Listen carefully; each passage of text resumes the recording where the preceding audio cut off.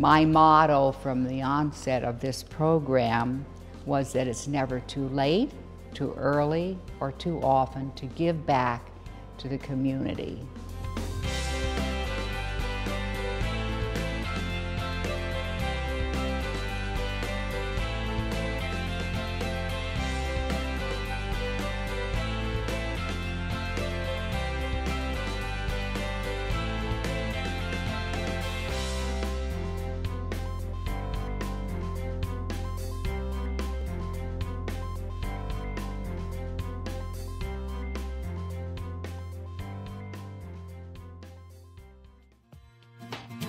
I love seeing how magic, for anyone who sees it, can bring a smile. When I was very young, my uncle showed me a trick of how to make a coin disappear, and from there I urged him to teach me how to do it, and now I'm teaching him tricks. At age 8, volunteering at Kaiser Hospital, after one of the shows, a patient had waved me over to her bedside and said, "This is the first time we've heard laughter in here," and from there, Magic is Medicine was born. The mission of Magic is Medicine is to bring that drop of joy for people who are isolated or scared, sick and lonely children, and sad adults. Magic is Medicine is not only about me, but matching professional magicians all over the country, from New York to Miami to Los Angeles, with hospitals or schools in their communities. One of the highlights of Magic is Medicine was performing in Israel for wounded soldiers and immigrants from Ethiopia and Russia with Magic is Medicine. The Jewish aspects that I really cherish are Bikur Cholim, visiting the sick or lonely, and also tzedakah, not only repairing the lives of Jews, but people of our entire world. Magic is an international language, and all magicians, even if they don't speak English, they use magic to communicate. One example of how the Diller Award is going to help Magic is Medicine to expand is to purchase boxes of therapeutic magic tricks to give to each patient so they can go out and share the magic. I'm incredibly grateful to the Helen Diller Family Foundation, and Helen Diller especially, showing to anyone that good deeds do pay off.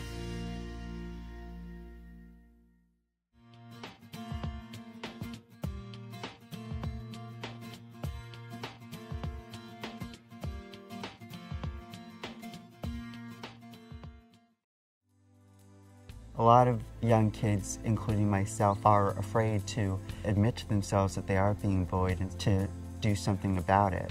There were points that I felt it was my own fault. I didn't know why I was being bullied. I didn't know why this was happening. One day I said to myself, enough. I wanted to make a change, I wanted to make a difference, and that's how VACHI, Voices Against Cruelty, Hatred, and Intolerance, was created and how it evolved. One of the things that I discovered was that our policies were outdated. We had no hate-motivated behavior policy, and our non-discrimination policy did not include sexual orientation. I was able to convince the board to change those outdated policies. Judaism is important to me in terms of VACHI, the message of acceptance and tolerance, which are key pillars in the Jewish identity. One program we did was called No Name Calling Week, where we had various activities to emphasize name calling is not okay. We actually got a proclamation from the mayor to proclaim it No Name Calling Week throughout the city. We worked with the faculty in including tolerance curriculum in things like journal writing or blog posting. I found out that the Laramie Project was going to be played at my high school. The Westboro Baptist Church announced that it was going to pick it. I organized various students and community members to have a community showing of solidarity. VACHI's message was clear. We stand behind the Laramie Project, we stand behind the school, and we stand behind the message of tolerance. I'm very thankful for Mrs. Diller. I always knew that my project was making a difference. I could see it with my own eyes. But when the Diller Family Foundation gave me this award, that definitely gave me a lot of validation, and it made me feel really good that I was doing something good, that I was making a difference.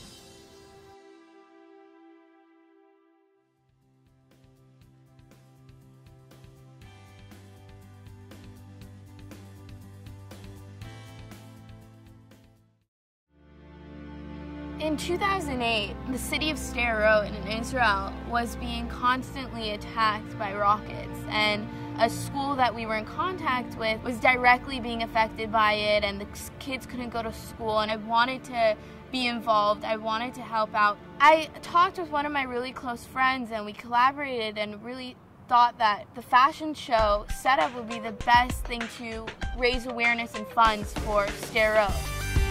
You're bringing in this new idea that has never been done before, no one has heard of. And so it was something that really brought the high school together. It required all ends of the community to make this work. On campus, it was so mind-blowing to see how many kids were asking our committee members, when is it happening? What can I do to get involved? I want to do this, I want to do that. What's the next charity we're going to be raising money for? Just seeing the excitement that this project brought was more than I could ever imagine. You know, parents would come up to me and they would say, I've never seen my son or daughter so dedicated to, get this done and learn communication skills and learn to be able to persuade big-time company to come to our event and explain to them why it's beneficial for them. And when the actual show started and the first model walked out with the music blasting, to see something that you envisioned for so long play out right in front of your eyes, it's a feeling you can't compare. Everyone really could see that this type of innovative and exciting event can do a lot for Israel and, really incredible causes, incredible charities and organizations. A few months after the first fashion show, I was able to go to Israel and hand deliver the check to the mayor of Sderot and to be able to see that they were so appreciative of our support and our love and our care was what made it all so satisfying. Being given this incredible award by Mrs. Diller motivates me to give other high school students and other Jewish teens the opportunity to do the same thing that I've done. We have a lot to offer. We have a lot to do in this world now.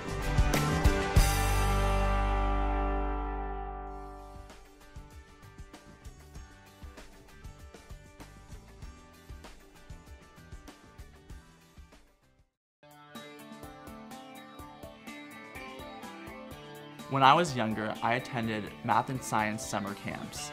I learned material that I hadn't learned in the classroom, and not only that, but we did fun, hands-on activities that really brought math and science to life for me. And I think after having that experience, I really learned that science is relevant and it can be fun, but not only that, it can be simple and easy to do. I started Archimedes Learning because I wanted to give underprivileged students the opportunity to experience that excitement surrounding math and science. The first step was to create a curriculum. I recalled some of the activities that I did when I was younger in camp and that I found fun and educational, and I created lesson plans based on those activities. I went to the director of community service at my school and inquired whether she knew any teachers at an underprivileged public elementary school. Fortunately, she did, and she introduced me to a teacher at Coeur d'Alene Avenue Elementary School. And that's how the first Archimedes Learning class occurred. The most fulfilling part of my work with Archimedes Learning is seeing my students' faces light up when they grasp the concept and are able to explain that concept to their classmates. One of my students, Maria, was very shy in the beginning of the class. After encouraging her to participate, she finally did. She went up to the front of the class and explained to her classmates how buoyancy works. At that moment, I knew my program was making a difference. She learned the material, she gained confidence, and she was having fun. One of the challenges I faced was expanding Archimedes Learning beyond just the class that I taught. I was tasked with recruiting and training new volunteers to make sure that they were ready to lead their own class. I was no longer responsible for just making sure I was prepared to teach a class. I had an obligation to ensuring that my other volunteer teachers were prepared and equipped to lead their own class. One of the main motivators for my starting Archimedes Learning was my Jewish upbringing. My parents, grandparents, and Jewish education at Sinai Kibbutz Academy have taught me that I have an obligation to help those less fortunate. I cannot thank Mrs. Diller enough because this award will allow me to expand Archimedes Learning.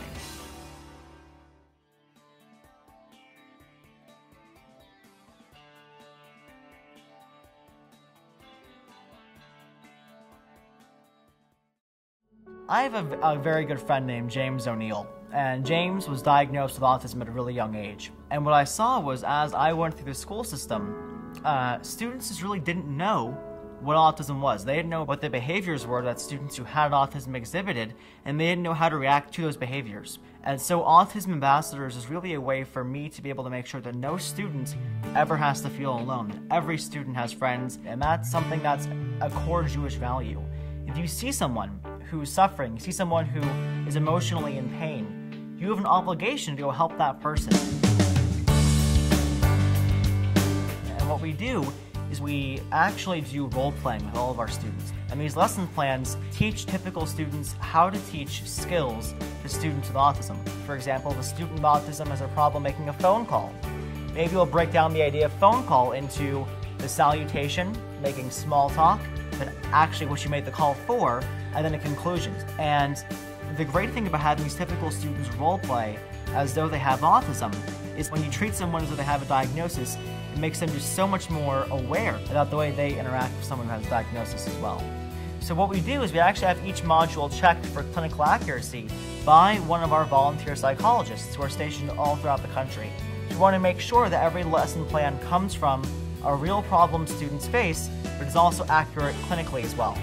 And the moment that I knew that I had made a difference, and the moment that I was satisfied and happy with the work that I had done, was when I got a call from James' father. And James' father said to me, "Zach, this is the first time James has ever had a group of kids to hang out with on a Friday night. This is the first time he's ever been invited to a birthday party.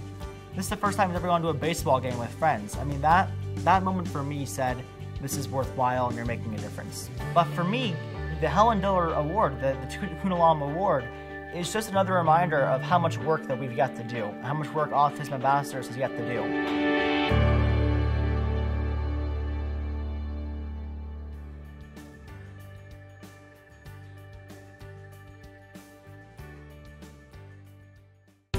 The significance of this award is that the Helen Diller Family Foundation believes in investing in our future. It told me that my project is doing something good, that it's making a difference. People are saying, you know, you're good job with what you're doing, but continue doing what you're doing and do more. I hope to start our community's learning classes in more public schools so that a greater number of students can benefit from the program. The Helen Diller Family Foundation and the Diller Teen Tikkun Olam Award, they reward your passion. That's the support that is going to help someone continue their work into the future.